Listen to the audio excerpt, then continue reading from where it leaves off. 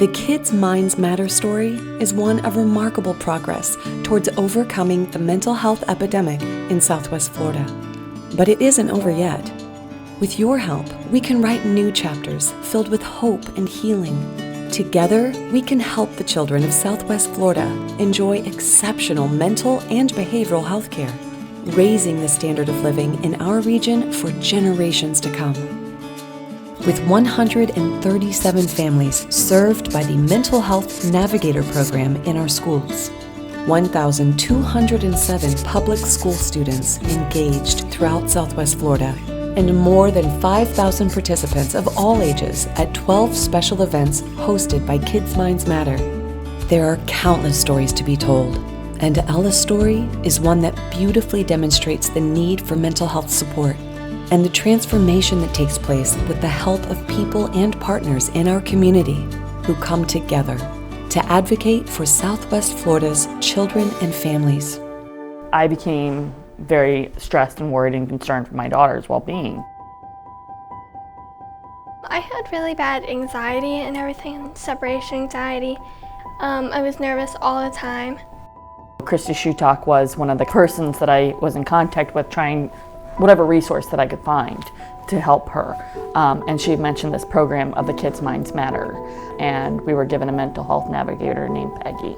The mental health navigator is surrounded by a family. So when they're working with a child, they're really working with probably about 3 to 5 people.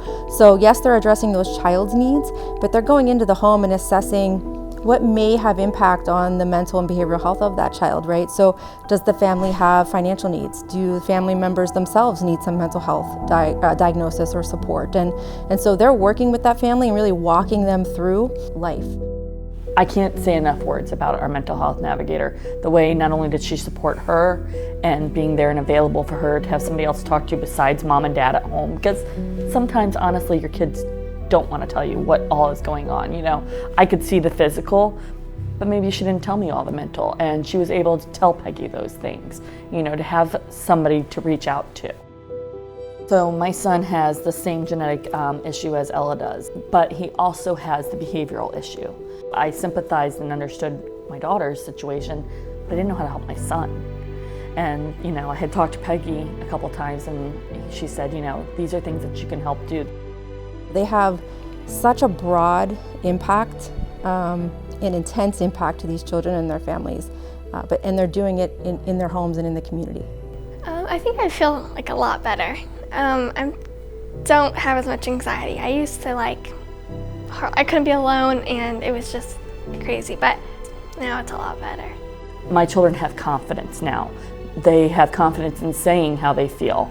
From where I saw her, you know, several years ago to the young lady she's growing into, and my son as well, being able to deal with his struggles with his mental health. It's astonishing. Mental health is important to support for several reasons.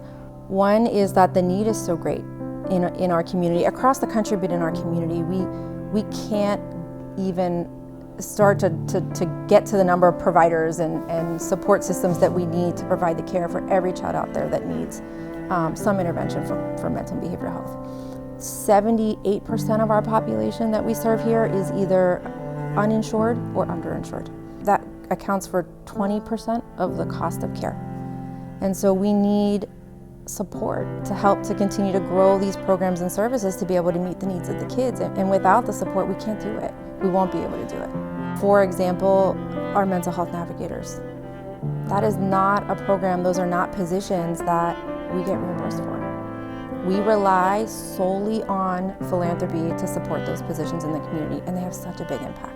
Through philanthropy as well as Kids Minds Matter over the last 6-7 years, we have made such a difference in improving access for mental health.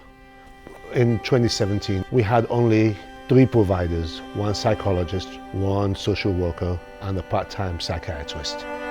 With Kids Minds Matter and the funds that were raised, we've gone from a small team of 3 to over 30. And with that, we've been able to have greater access.